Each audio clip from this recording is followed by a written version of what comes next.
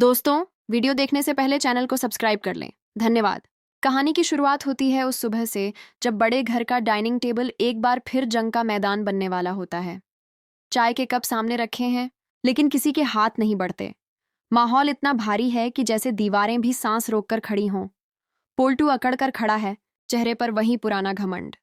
तभी पारो शांत लेकिन ठंडी आवाज में पूछती है, परसों कोर्ट में हमारा डिवोर्स ट्रायल है ना? पोल्टू बिना उसकी तरफ देखे जवाब देता है, हाँ। पारो के होठों पर एक हल्की सी मुस्कान आती है, बिल्कुल वैसी जैसी तूफान से पहले आती है, और वह कहती है, तो परसों मैं जज के सामने अपनी बेटी के लिए मुंह मांगी, एलिमनी मांगूंगी। ये सुनते ही पोल्टू जैसे पत्थर का हो जाता है। गुस्से और हैरानी में चिल्लाता है, क्या तुम पागल हो गई हो? मेरी पूरी कमाई मांग लोगी?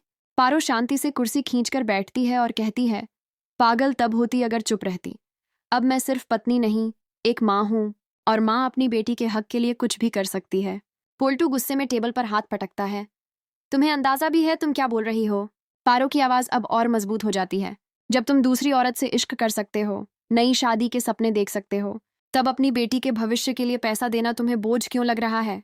पूरे डाइनिंग हॉल में सन्नाटा पसर जाता है। उसी सन्नाटे में आहाना सब कुछ देख रही होती है। उसकी आंखों में पारो के लिए सम्मान और गहरा हो जाता है।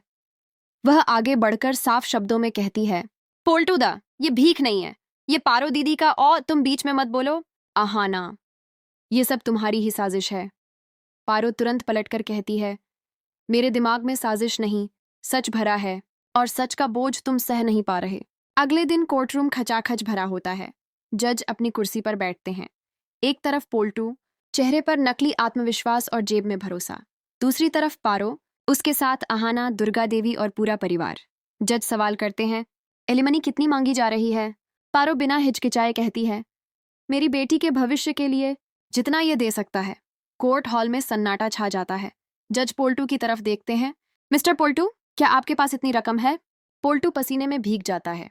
फाइलें खुलती हैं, अकाउंट्स चेक होते हैं, और फिर जज ठंडी लेकिन सख्त आवाज में फैसला सुनाते हैं, आपको पूरी एलिमनी देनी होगी। पोल्टू की दुनिया वहीं ढह जाती है, उसकी जेब खाली हो जाती है। पारो के चेहरे पर पहली बार सुकून दिखाई देता है। आहाना और पूरा परिवार राहत की सांस लेता है। ठाकुर जी गुस्से से लाल पड़ जाती हैं, ये सब आहाना की साजिश है। पारो शांत स्वर में कहती है, ये साजिश नहीं, इंसाफ है। पोल्टू टूटकर कुर्सी पर बैठ जाता है। सोचा था नई शादी करूंगा, यहां तो सब कुछ ही चला गया। आहाना उसकी तरफ देखकर कहती है, जब किसी औरत के दर्द को पैसों से कम समझते हो, तब एक दिन पैसा भी साथ छोड़ देता है। पारो अपनी बेटी की तस्वीर हाथ में लेकर कहती है, अब मेरी बेटी का भविष्य सुरक्षित है, बाकी भगवान देख लेंगे। और यही कहानी एक सवाल छोड़ जाती है, क्या पोल्टू बिना पैसों के नई शादी कर पाएगा? क्या ठाकुर जी और भी गंदी चालें चलेंगी? और क्या आहाना का यह स्टैंड बड़े घर की नींव हिला देगा?